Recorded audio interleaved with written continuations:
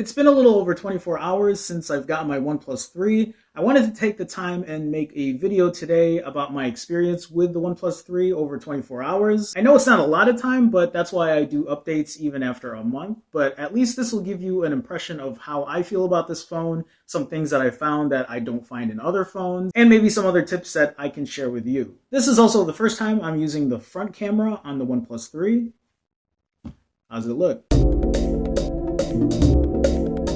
The OnePlus 3 is a hell of a phone. And I'm not saying that because it's the best phone on the market. I'm saying it because at $400, you get a really good, solid performing phone. While phones like the Samsung Galaxy S7 and HTC 10 have similar hardware specs like the OnePlus 3, I'm talking about like a Snapdragon 820 processor with an Adreno 530 GPU, top of the line processor and GPU specs, this phone comes at a $200 cheaper price range than the others. This phone comes in cheaper than a phone like the Nexus 6P, which still a great phone, but is now a generation behind, running a Snapdragon 810 processor instead of OnePlus 3's 820. At $400, this phone also comes equipped with 6 gigs of RAM, more than the HTC 10, more than the Samsung Galaxy S7, more than the LG G5 gives you. The phone also comes with 64 gigs of internal storage at the $400 price point, which is completely unheard of when you compare it to other flagship phones. Most of those phones just start off at 32 gigs of internal storage. But it's not all about specs. That's not what I'm trying to say here. Specs are important to a degree, but really for me, what's more important is my user experience with the phone. And I will say for the 24 hours I've had this phone, my experience has been very, very positive. For those of you that know me or who have been subscribed to my channel for a while, you know that I am a huge fan of the Nexus phones. I'm a huge fan of the Moto X because I just love a stock Android experience, or at least a near stock Android experience, and the OnePlus 3 is giving that to me. But they kind of work like the Moto X, and what I mean by that is they kind of tweak the software a little bit so the experience is a little more enhanced for the customer or the user. While we're on the topic of specs though, I do want to talk about the design and talk about its all metal body. Feels really good in hand, is a very premium feeling phone. One of the things that I love about this phone that I actually pointed out yesterday was how well the fingerprint scanner works.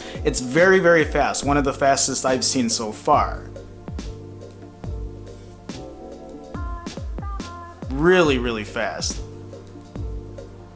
I mean, on top of fast, accurate, obviously. So in terms of design, I'm very happy with the design. I think it works really well. I think it's very clean, minimalistic, and that's kind of what I'm always going for in a phone. I like the fact that the 3.5mm headphone jack is at the bottom. That's the way I always prefer where the headphone jack is located. I love that it's USB Type-C, so it's up to date. The speakers here are bottom facing, and again, that's not something I really care much for. I really wish that it would have been up front on the top, like a front facing speaker. I know the fingerprint button's here, so maybe to have it up where the earpiece would be good, but you know, that's how they designed it. One thing that I wish that they changed though. The power button and the volume rockers are pretty tactile. They remind me of how my Nexus 6P feels. The big difference for me though is this alert slider, and I mentioned that yesterday in my unboxing and first impressions video. But it's a quick way to take your phone and put it on silent. So instead of unlocking my phone and then going down in the settings and going to do not disturb and changing that, which is actually not even here right now, but instead of doing that, all I would have to do is just slide my slider up, my alert slider up, which it is now.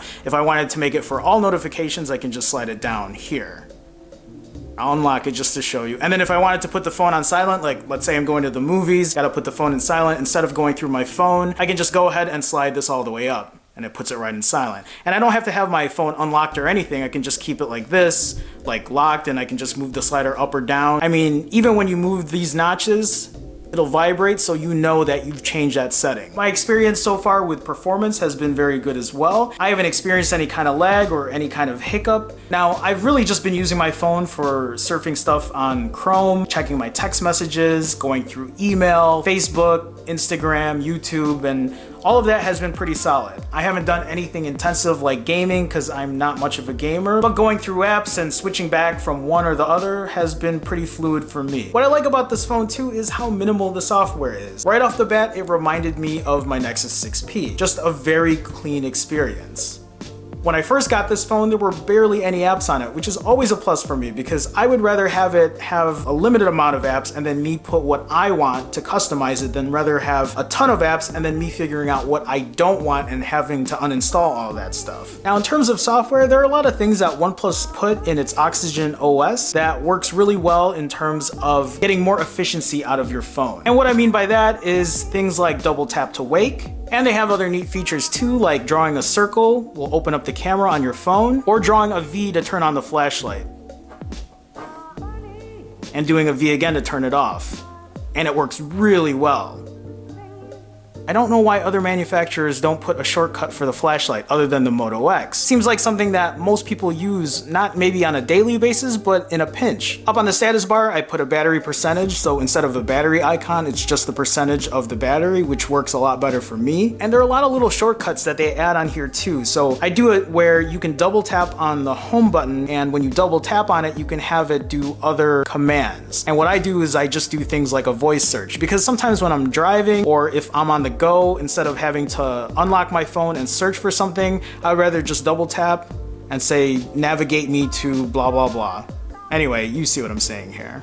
On top of that, the battery seems pretty solid so far. I won't be able to give you real life on-screen time yet until I've really played with it, so I'm gonna hold it off till there, but so far it seems pretty good. I feel like I'll get over 4 hours of screen on time easily on this phone. Oh, you know what I want to talk about? I want to talk about the display real quick. This phone comes with a 1080p display. It's not a 1440p display. It's not Quad HD. It is an AMOLED screen, but I'll tell you from personal experience, for me, I think the display is good. I know people complain and say that, hey, it's not the latest and greatest, but you know what? When I'm using this phone, and I will tell you, I have a Samsung Galaxy S7, I have an HTC 10, I have an LG G5, all of those have 1440p displays, and when I started using this phone, the first thought in my head wasn't, hey, the screen doesn't look as good as the others. I'm sure you could tell a difference if you put them side by side and really nitpicked at it, but it's not...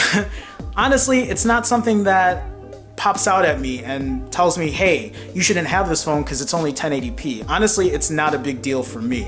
If it is for you, then yeah, then you just check it off your list and not get the phone. But I will tell you that just because it's a 1080p display, it is not a deal breaker for me. And I think the last thing I want to talk about too are the speakers on the phone. So the speakers are okay. They're not great. They're not the best. The speaker on my LG G5 is also a bottom firing speaker, and that sounds a lot better than my OnePlus 3. So this speaker is really nothing home to write about, but it'll do the job. Just don't expect to be using it in real loud environments and expect to hear it, you know, if you're playing something on YouTube or if you're out at a barbecue or whatever. Don't think that you can just turn this on, put the volume all the way up, and then have everybody listening to it, because that's not gonna happen. Again, I do wish that the speaker was up on the front, but maybe next time, right? Otherwise, those have been my experiences so far using the OnePlus 3. I really have to dig into the camera and the battery, which is why I haven't talked about it yet. Tomorrow, I'm planning on doing a lot of camera testing, and if you follow my channel or you're new to my channel, you can see in my videos I do a lot of camera testing. That's a big thing for me. Anyway, I'll leave it here for now, but again, I will tell you,